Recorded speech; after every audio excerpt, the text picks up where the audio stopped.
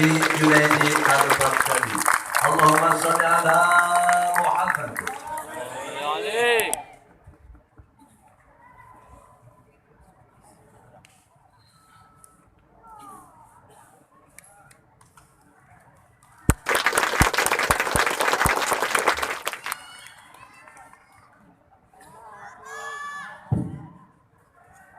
I love you, Ba.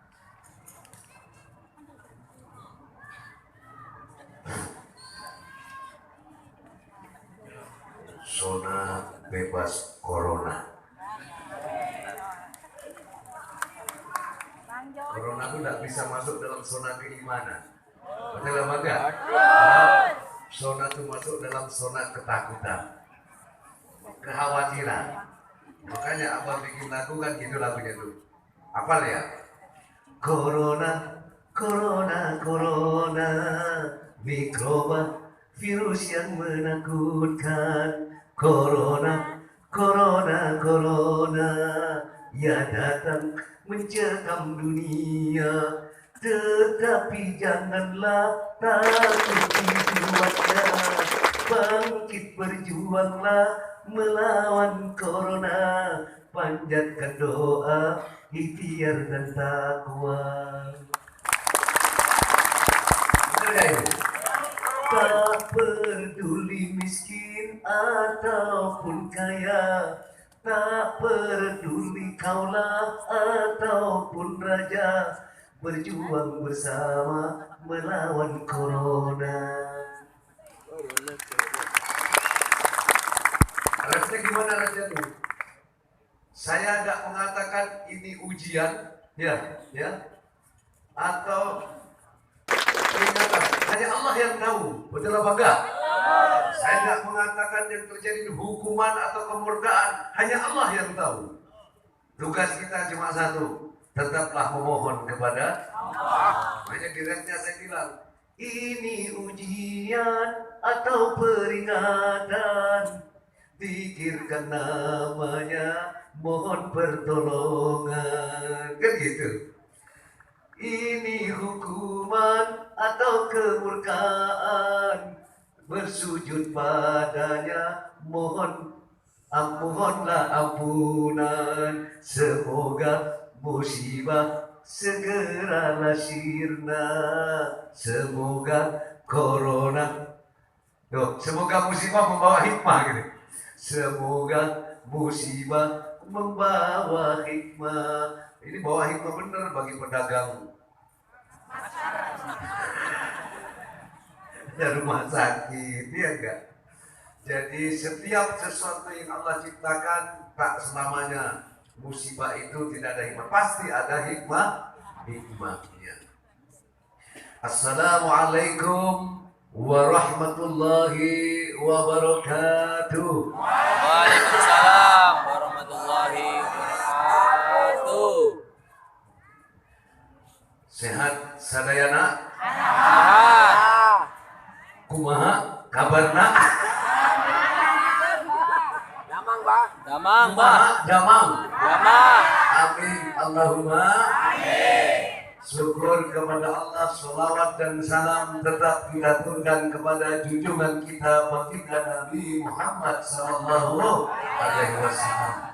Semoga syafaatnya beliau, barokahnya Rasulullah, syafaatnya Rasulullah, barokah karamanya Syaikhul Qadir Jilani, barokahnya guru masing-masing, orang tua masing-masing, senantiasa Allah limpahkan kepada kita semuanya dan keluarga kita. Amin. Allahumma amin. Amin. Allahumma amin. Bicara soal musibah, orang selalu mengatakan musibah itu sesuatu yang tidak menyenangkan. Musibah itu selalu diangkat dan tidak mengenakan. Musibah sesuatu yang menyakitkan, padahal tidak, wahai saudaraku. Musibah itu kadang ada sesuatu yang mengenakan,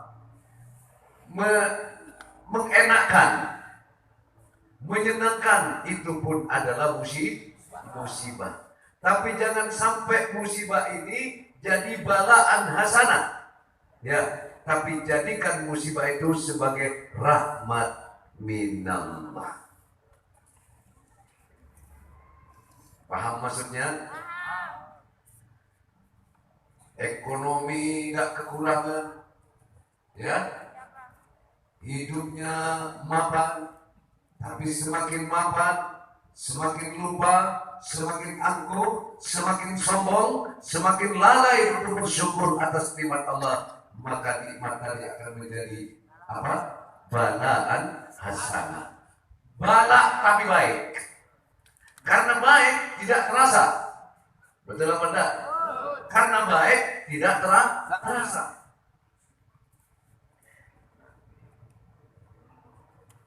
Karena jarang orang dikasih bala yang enak, nikmat yang enak itu merasa itu musibah. Dianggapnya itu satu kenikmatan saja. Betul, itu kan anugerah. Tapi jangan sampai anugerah itu menjadi balaan hasanah. Bala tapi baik, karena baik tak terasa. Tahu orang renang? Kolam renang itu kadang dari dangkal dibuat tambah dalam. Ya, dia nggak nyadar, tambah lama tambah dalam dan bisa renang, kelelep dia di dalam. Iya apa tidak? Jadi apapun hidup ini adalah musibah. Sehat, musibah. Sakit, musibah. Untung, musibah. Rugi, musibah. Kaya, musibah. Miskin, musibah. Tapi nanti ada yang menjadi balaan hasanah, ada yang menjadi rahmat minallah. Kalaupun dia miskin, tapi dia ridho dengan kemiskinan itu, maka kemiskinan itu menjadi rahmat minallah. Kemiskinan tapi menjadi kasih sayang Allah di dalamnya. Dia kaya, ya, dia kaya tapi tidak bersyukur kepada Allah, lupa kepada Allah, sombong, angkuh, itu akan menjadi balaan hasanah. Baik tapi bala, pilih mana?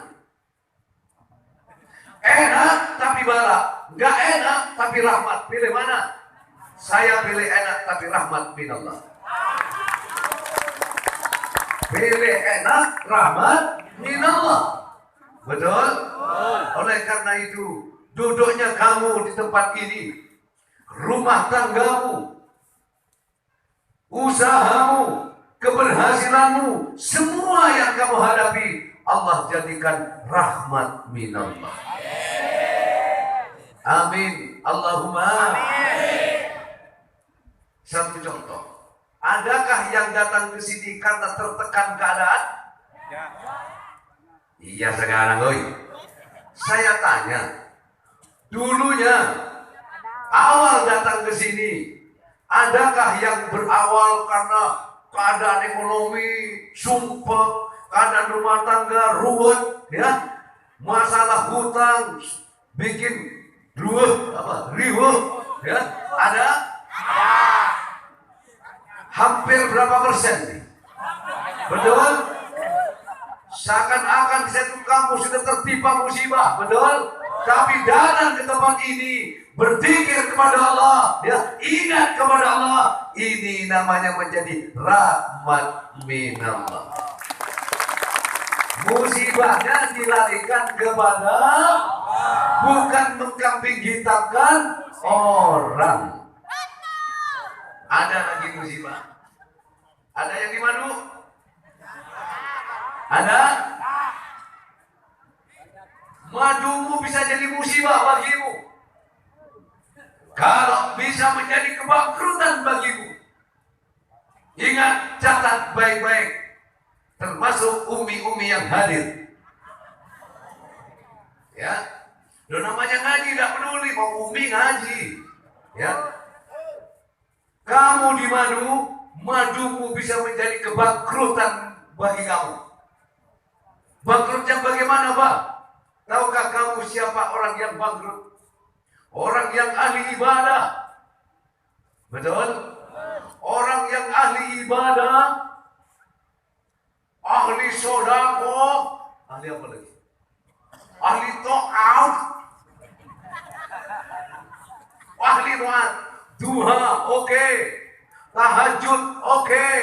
ngaji, oke, wiridan, oke, tapi kamu selalu iri dengan madumu, kamu selalu cemburu sosial dengan madumu, sehingga menimbulkan keberanian kamu kepada suami kamu orang yang bangkrut. Bangkrut di hadapan itu. Orang iri itu membuat dia bangkrut ibadahnya. Kenapa demikian? Orang iri akan menghasut orang lain untuk ikut membenci. Contoh nih ya, saya tidak senang sama Pak Wawan. Saya cerita sama Kemas, Pak Wawan tuh nyebelin gitu orang. Kenapa? Cinta banget sama saya. Awalnya kayak gitu. Dia cerita. Pak Wawan cerita juga kepada Pak Bambang. Merempet, akhirnya ada komplotan ini, imam pada gak senang sama Pak Wawan. Nah, terhasut apa enggak? Terhasut apa enggak? Padahal gak nyadar yang diajak berbicara itu ngegongin. Iya, saya juga pernah begini. Saya pernah tahu begini. Orang iri itu dilaknat oleh Allah. Betul tak, Agnes? Betul apa enggak? Orang iri itu dilaknat oleh Allah. Kenapa? Iblis itu dilaknat oleh Allah karena iri kepada Nabi Adam. Dia nggak mau, ya. Setelah kehadiran Nabi Adam, dia cemburu. Surga tidak boleh ada yang lain kecuali aku. Ini kebanyakan orang di Madu kan begitu. Jangan ada yang lain kecuali aku. Aku tak mau bila aku di Madu. Pulangkan saja pada orang tua. Bila dipulangkan benar baru kamu nangis.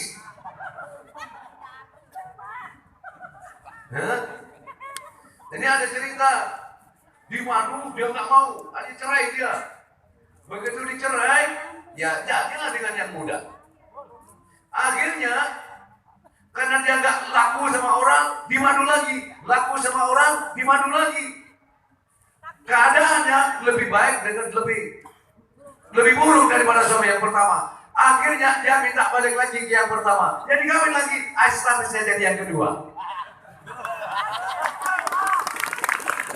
Ada di sini? Coba ngajak deh. Saya kasih duit cepet.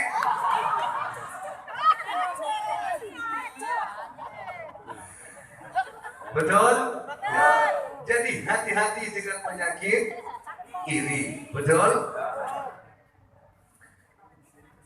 Jamaah yang sangat saya cintai.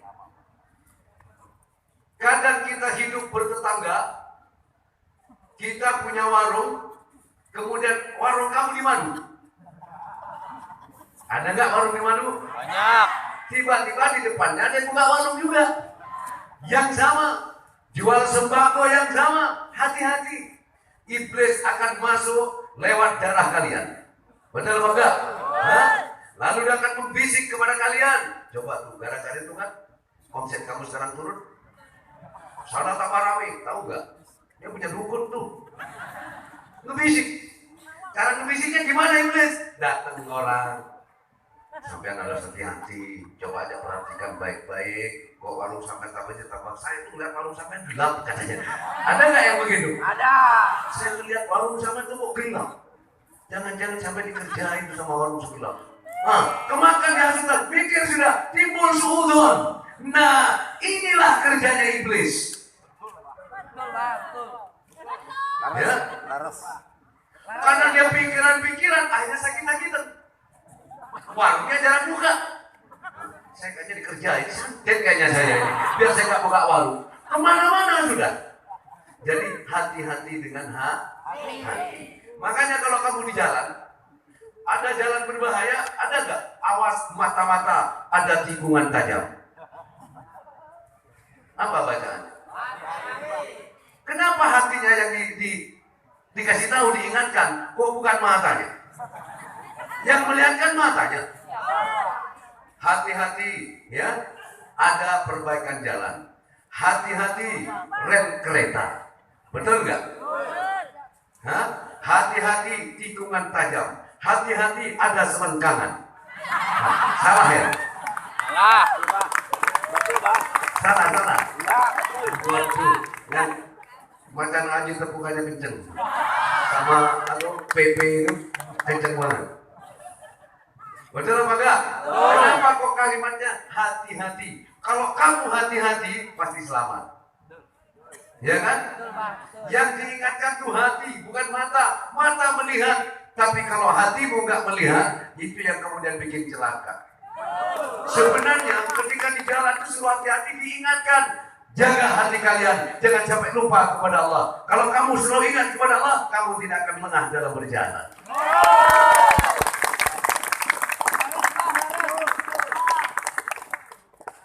Hati-hatilah menjalani hidup ini. Ya, jangan mata-matalah menjalani hidup ini. Begitu juga istri melihat suami harus hati-hati. Suami melihat istri juga harus hati-hati. Betul? Caranya gimana, Pak? Suami melihat istri harus hati-hati. Jangan sampai suami salah menilai terhadap istri. Hatinya yang melihat, bukan matanya yang melihat. Istri melihat suami harus hati-hati. Kalau suami ngeliat istri ngeliat suami nggak hati-hati, matanya itu. Jadi hati harus dijaga. Kalau ingin ibadahmu ingin selamat, jaga hatimu. Kamu duduk dengan orang, jaga hatimu. Kalau kamu menjaga hati, kamu akan selamat. Caranya, Mbak, saya ngomong begini ini kira-kira nyakitin hatinya orang yang saya ajak bicara enggak? Saya enggak nanya kamu. Ini kamu tanya apa? Nurut sih nurut lah. Kamu nanya pada diri kamu, kalau aku ngomong begini ini, kira-kira enak nggak di hati orang itu? Kamu rasakan dulu ke kamu. Kalau kamu yang digitukan, enak apa enggak? Kalau enggak enak, kamu jangan menggitukan. Kalau itu kamu lakukan, kamu tidak akan pernah bertengkar dengan tetangga kamu, dengan saudara kamu, bahkan dengan emak kamu. Betul apa enggak?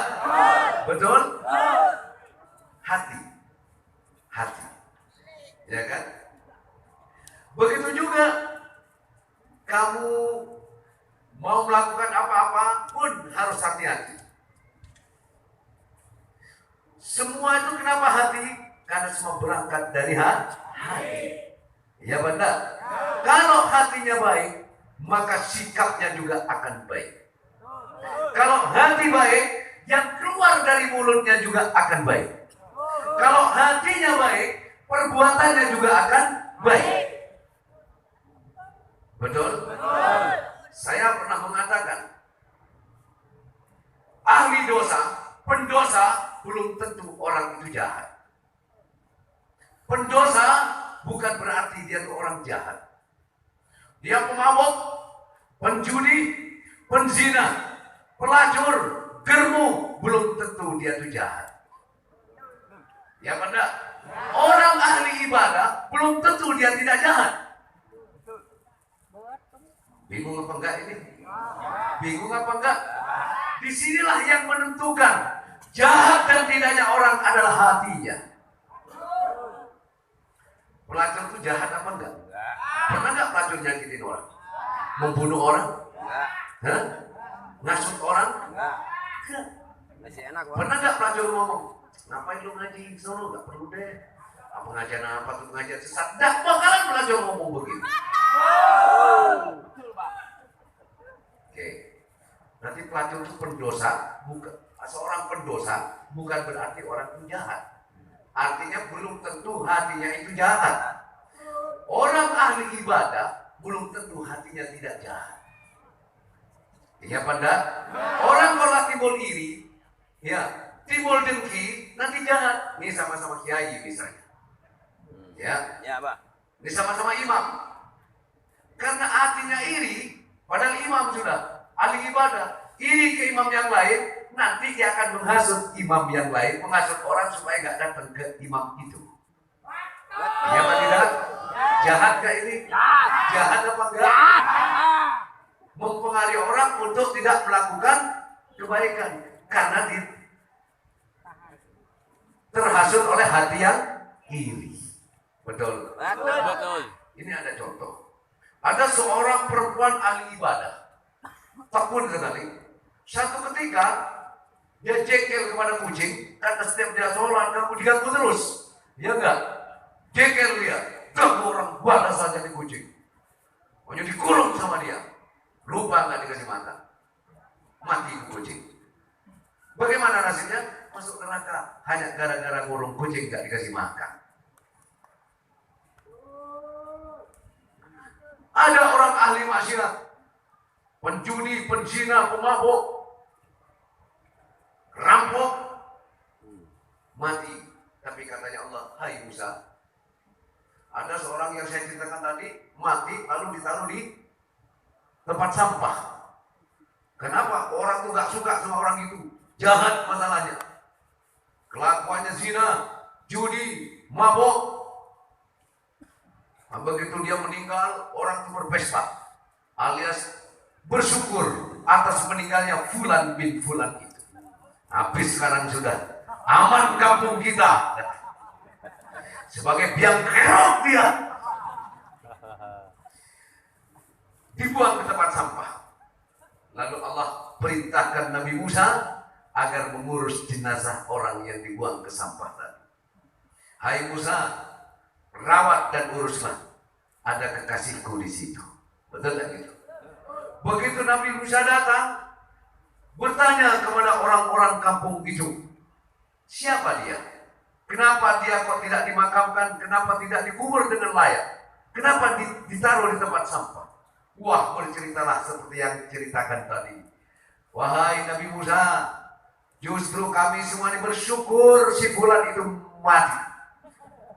Is dead. Tumpes. Modal. Apalagi? Bengkak gitu aja. Mampus. Kenapa memang? Dia jahat-jahatnya orang, hai Musa. Jahat. Dia penzina, penjudi, pemabuk. Lalu bertanyalah Nabi Musa kepada, wahai Allah, sebab apa orang ini kau anggap sebagai kekasih? Lalu Nabi Musa mengatakan, dia rela menjalankan takdir dariku. Betul apa enggak itu?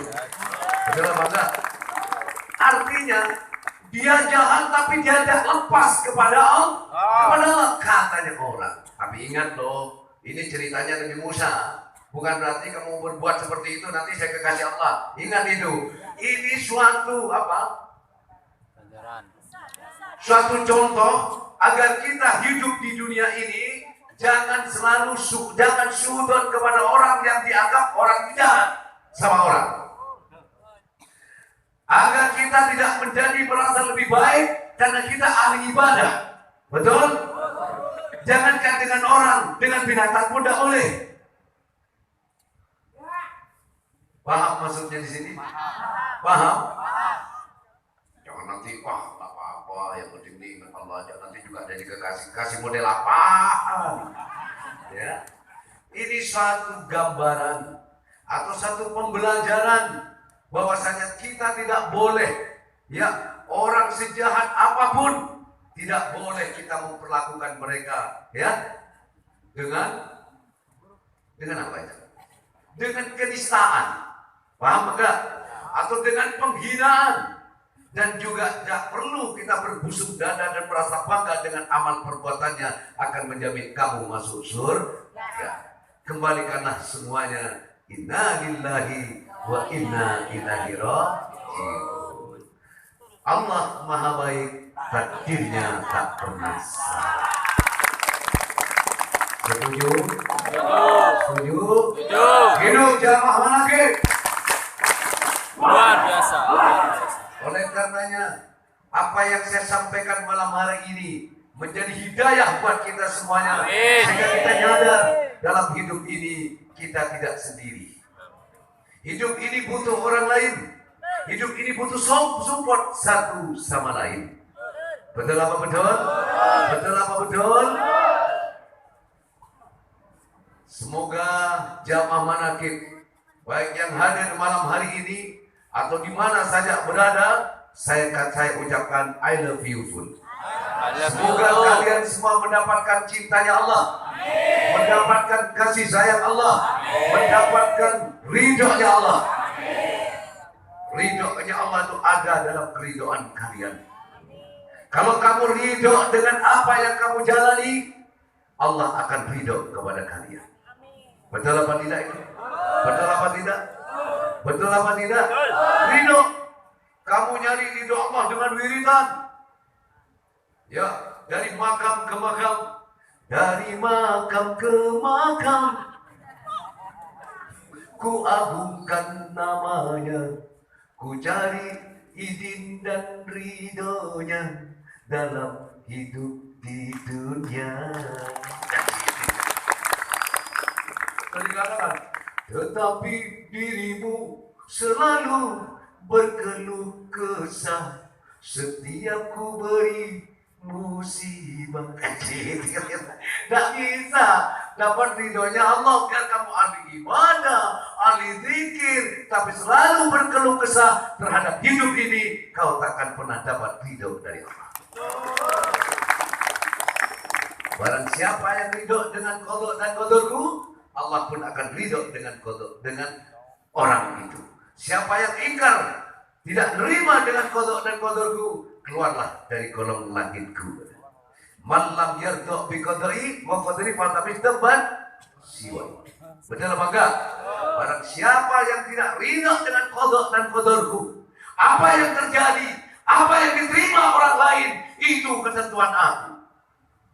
Kadang kita ridho dengan apa yang kita terima, kadang kita tidak ridho ketika orang lain menerima nikmat. Ini sama orang tidak ridho dengan takdir Allah. Ini yang banyak terjadi. Sehingga timbulnya pertengkaran, ya, timbulnya perdebatan, timbulnya hasut saling menjatuhkan satu sama lain. Kita ridho dengan apa yang Allah berikan, tapi kadang kita tidak ridho ketika orang lain mendapatkan nikmat. Ini yang banyak. Betul apa enggak kira-kira? Betul apa enggak ini? Betul apa enggak? Betul. Abah sendiri lihat. Bahkan ada kiai juga nggak ridho dengan ayat, ya ridho dengan takdirnya, tapi kadang mereka tidak ridho melihat Allah memberikan ini kepada saya. Ya Mbak ada itu. Ya. Dulu Keroket itu nggak ridho. Keroket itu nggak ridho dengan nikmat Allah yang diberikan kepada saya. Boleh tanya orangnya. Dulu. Sampai jamaah saya di Sukatani itu habis gara-gara Keroket. Jadi Ustadz Rusti sama Ustadz Ma'arif habis jamaahnya itu. Gara-gara Keroket tidak ridho dengan takdir Allah yang diberikan kepada. Karena tidak ridhonya, dia nggak terima. Akhirnya dia hasut, dia bilang apa tuh begini-begini, dukun itu kan. Ini satu apa namanya? Ya suatu itulah. Ada repot-repot. Tapi akhirnya tetap saya tidak marah, saya tidak ngapa-ngapain, bahkan saya tidak mau tahu orang ngomong apa kepada saya. Seperti Abah sering bilang, tetaplah kamu berbuat baik, sekalikan kamu tidak pernah dipandang baik. Betul? Betul. Tetaplah kamu berbuat baik, sekalipun kamu atau perbuatan baik kamu tak dihargai atau tak pernah dipandang baik. Dan tetaplah kamu berlaku jujur, sekalipun orang tak pernah percaya. Biarlah kebaikan yang kamu tanam, kejujuran yang kamu perbuat, suatu saat ini akan membuka mata dan hati mereka bahwa kamu baik, bahwa kamu jujur. Karena untuk berbuat baik, gak perlu orang yang cocok kepada kamu, gak perlu kamu capek menjelaskan siapa diri kamu. Betul? Orang yang cocok kepada kamu, kamu tak perlu capek menjelaskan siapa kamu. Orang yang gak cocok kepada kamu, kau hanya membuang-buang energi menceritakan apa yang kamu lakukan itu. Setuju? Setuju?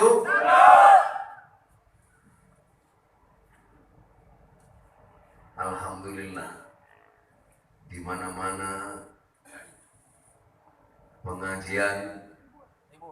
Masa libur? Libur lagi?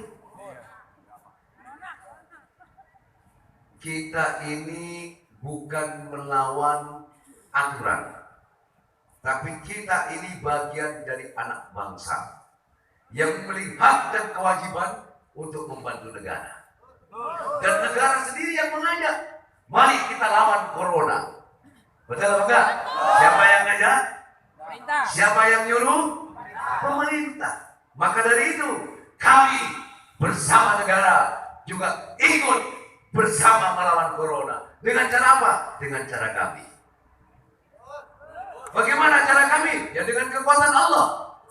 Ya kan? Dengan berzikir dan berdoa seperti ini, kami meminta kepada Allah agar negara kita segera bebas dari corona. Betul apa tidak? Betul? Kita selalu mendoakan apa tidak? Mendoakan apa tidak? Dan saya yakin doa ini pasti dikabulkan. Kapan? Allah punya kuasa. Kapan? Terserah Allah. Yang jelas, wallahi wa nabi, tidak ada doanya orang banyak ini yang tidak dikabulkan oleh Allah. Pasti dikabulkan. Mau dilanjut? Mau dilanjut? Ingat ya, ridhonya Allah ada dalam keridoanmu. Ridholah kamu dengan apa yang Allah berikan, dan ridho pula lah kamu menerima apa yang Allah berikan kepada orang lain, sehingga kamu tidak akan menimbulkan rasa iri dan dengki. Kalau kamu gak ridho dengan iman orang lain, yang timbul apa? Iri dan dengki. Setelah itu saya ketemu dengan Kerokim di tempatnya Ustaz Gusti. Saya nanya, siapa itu? Salaman sama saya. Beliau Kiai Abdul Rokim Abu Sabda. Dokter Kiai di sini sangat terkenal. Kenapa gitu? Enggak. Masa itu Kiai? Nah, kenapa? Tampangnya tukang ojek. Benar saya tanya Ustaz Gusti itu. Saya nggak ngeliat aura Kiai. Saya lihat orang tukang ojek. Kenapa? Aura Kiainya tertutup oleh rasa iri dan diri. Gak terlalu lama itu diajak sama Anwar Kiai Adik ya. Terus datanglah ke tempat tamu. Mulai ambil keluar. Disitulah mulai pertemuan. Tiap malam sampai sama Bu Nyainya, sama santri saya dijuluki Ustaz Subuh. Kenapa? Begitu habis subuh pulang. Tiap malam, berapa lama itu berarti? 2 tahun, setiap habis subuh pulang. Mana ada malam? Tanya, ya semua tanya. Ya kalau saya jawab. Ujung-ujungnya singkat cerita, Abah langsung orang yang panggil Abah pertama kali minta izin adalah Kerokim. Orang yang paling benci sama saya. Pertama kali minta izin dipanggil saya Abah. Abah, loh kok Abah izinkan saya manggil Abah? Kan gitu kan. Nah setelah gitu kan sholat. Begitu dia mau sholat saya bilang, mau kemana Kerokim? Mau sholat subuh itu? Mau kemana? Mau sholat dulu. Loh, mau coba Kerokim sholat. Dan lagi sholat juga. Lagi asik ngobrol jangan ditinggal lah.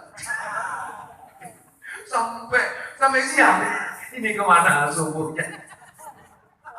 Jangan ditiru ya. Wah ini kan lagi penggemblengan. Lama-lama dia tanya sama saya. Nah, dia mau ngajar apa? Majelis taklimnya berapa itu? Hah? 9 majelis taklim dia ngajar, bubar semua. Nah gimana gak bubar? Kayaknya gak pernah datang. Izin sama saya. Izin amanu, Bang. Saya mau ngisi majelis taklim. Ngajar ibu-ibu, ada ngajar kitab. Ngapain ngajar? Begitu capek, gak ada gunanya. Mikir dia itu. Gimana? Berikutnya juga perang mungkin di hatinya beliau. Ya. Terus dia nanya, apa? Barang siapa yang menghalangi orang untuk berbuat baik, ya, berjuang di jalan Allah, itu hukumnya apa? Oh itu setan itu. Saya bilang, itu setan. Kalau kita juga tahu, saya setan. Masa umur-umur sama setan? Makanya pikir dulu sekarang. Jangan minta, pertama minta dia aku jadi santri loh. Ntar dulu, tidak semudah itu. Temenin saya dulu ngobrol. Dan minta dia aku santri. Nah begitu nanti saya lakukan seperti itu. Mau ngajar sama saya tidak boleh. Sampai kepala sekolah saya suruh berhenti. Disitulah perang dia. Nah sekarang pikir, apakah masih berguru sama setan?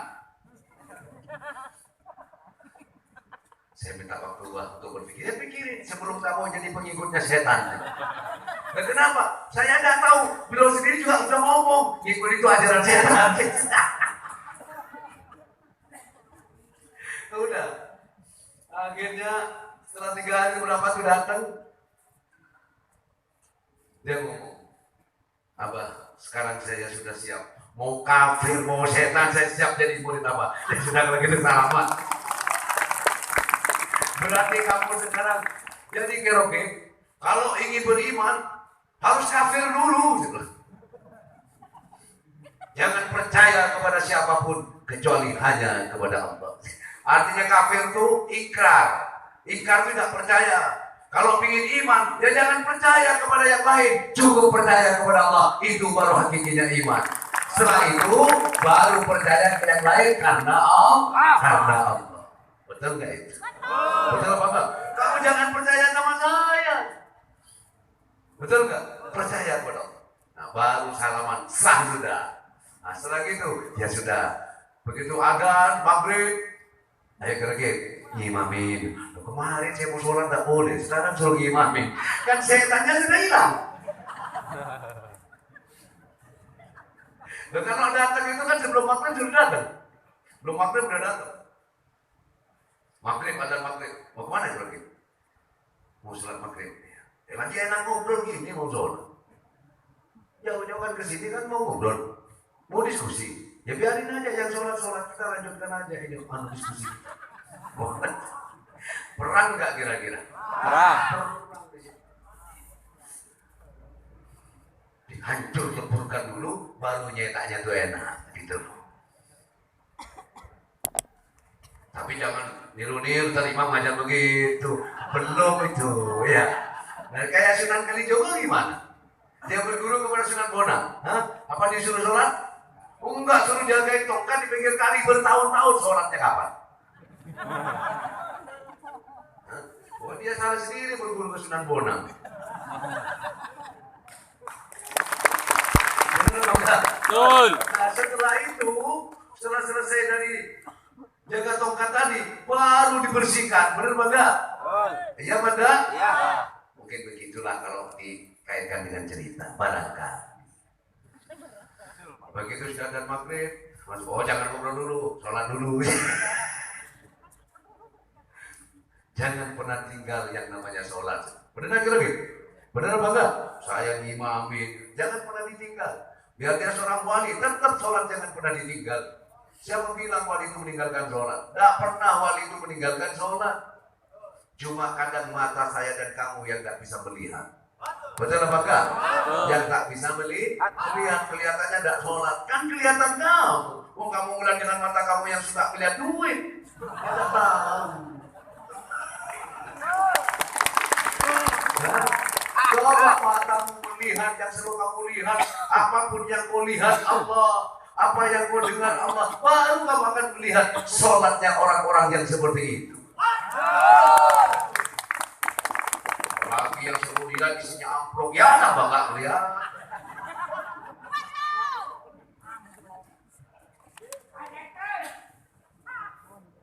Makanya saya kalau ngomong ke uminya itu, jangan kau lihat aku sebagai suami, jangan kau lihat aku dengan tatapan matamu. Lihat aku dengan iman kamu, baru kamu akan mengenali aku, siapa aku. Siapa aku? Ya bojomu. Betul apa enggak? Siapa aku? Siapa aku? Ya suami kamu. Betul enggak gitu kan? Makanya namanya suami. Istri harus nurut sama suami. Kalau minta ya jangan nolak. Bu, kalau bapak minta nolak enggak, Bu? Kalau bapak minta nolak itu dosa. Iya, Manda. Maka jangan pernah banyak minta apa, Bah? Apa baiklah. Minta tambah ke tambahan apa? Alhamdulillah. Hidup jamaah manakib. Itulah kerokib itu tidak gampang ikut abah. Justru yang gampang itu kamu.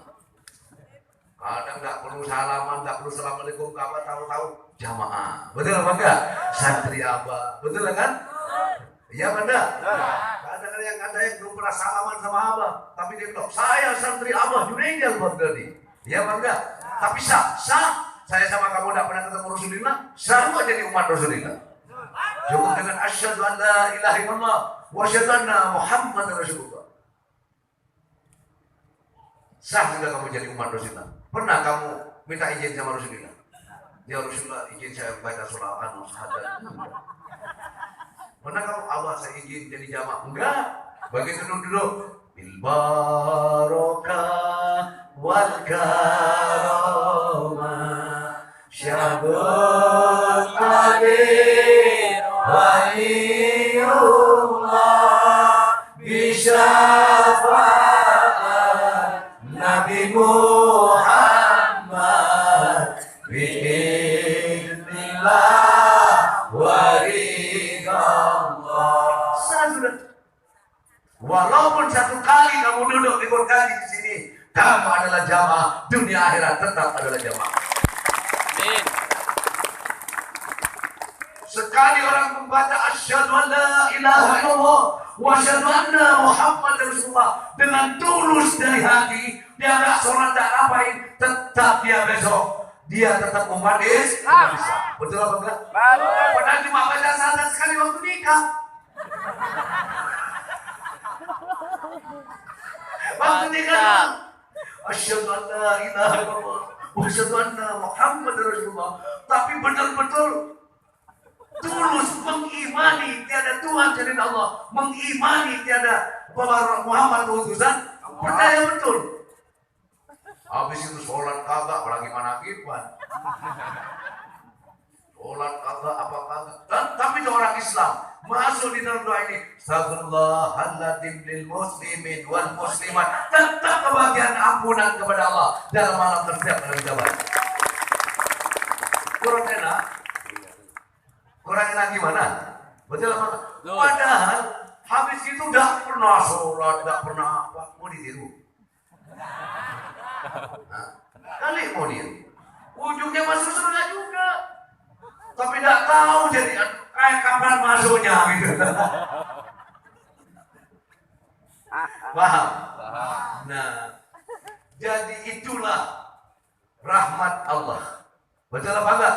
Itulah bukti syafaatnya Rasulullah. Betul? Saking cintanya Allah kepada Rasulullah, umatnya yang cuma baca syahadat satu kali pun masih punya hak pada akhirnya bisa masuk surga Allah, walaupun harus digodok, digoreng, dibikin rempeyek, macam-macam. Ujung-ujungnya masuk toples juga gitu. Paham enggak? Tapi keseng sudah gitu kan. Beda dengan lain umat Rasulullah, abadan abada itu. Betul apa enggak? Abadan abada, selama-lamanya bersyukur kita kepada Allah. Begitu juga sekalipun kamu cuma satu kali ikut zikir, tapi ingat langsung jangkot, merasa senang saja ikut zikir sekali, habis itu enggak, tetap Syaikhul Qadir itu akan menggandeng kalian di dunia maupun di akhirat. Amin. Kurang bagaimana? Betul apa enggak? Kurang bagaimana? Ana likulli man asramarkumuhu min jami ashabi wa muridi wa muhibbi ila yaumil qiyamah. Adi yadi asyara kullama hayyan wa maitah. Aku akan menolong, katanya Syekh Abdul Qadir, dengan kuasanya Allah. Ya, dari sahabat-sahabatku, dari santri-santriku, dari orang-orang yang cinta kepadaku. Ila yaumil kiamat. Sampai di hari, baik dia hidup, masih hidup atau sesudah mati, aku gandeng tangannya. Alhamdulillah. Alhamdulillah. Dia gak nyebut mau dia ustaz ke, mau dia ustazah ke, mau dia itu prostitut, apa ya, prostitut, apa namanya, dongdon, mau dia dongdon, mau dia preman, mau dia pemabuk, yang penting cinta tetap akan digandeng. Karena digandeng wali, maka petunjuk akan dibawa kepada tempat yang baik. Betul apa enggak? Saya mau tanya, kalau sampai digandeng sama Bu Nyai, kira-kira dibawa kemana? Kamar, Bang. Kalau sampai digandeng sama Bu Nyai, ya kalau Pak Yai digandeng Bu Nyai kan dibawa ke kamar. Ya. Kalau kamu digandeng sama Kiai, kira-kira dibawa kemana? Ke pengajian. Betul apa enggak? Betul apa enggak? Kalau kamu digandeng sama dokter, kira-kira dibawa kemana? Kamar juga, Bang. Kamar juga. Pertanyaannya gitu aja, gampang kan? Kalau kamu ini dokter digandeng Kiai, dibawa kemana? Ke pengajian, dibawa kepada kebaikan, dibawa kepada ibadah. Betul? Betul apa betul? Biar dia dokter. Tapi kalau Kiai digandeng dokter, kira-kira dibawa kemana? Kamar. Besok. Dibawa kemana itu? Besok, Pak. Betul apa enggak? Tergantung yang menggandeng itu. Betul enggak? Kalau Kiai gandeng dokter, tentunya dibawa ke pengajian. Tapi kalau dokter gandeng Kiai, dibawa kemana? Ya. Di sini siapapun kamu karena yang gandeng Syekh Abdul Qadir, dibawa kemana? Dibawa ke surganya, dibawa kepada kebaikan. Betul apa betul? Betul. Makanya jangan salah tadi gandeng.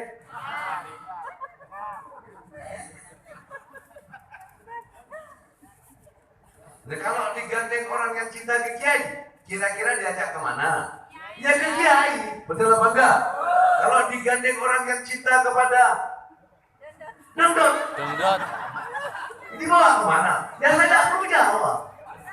Diajak push-up, Pak. Nah kalau kamu pegang al-Baqarah air buat apa? Tergantung kegunaan. Kalau dipakai di kamar,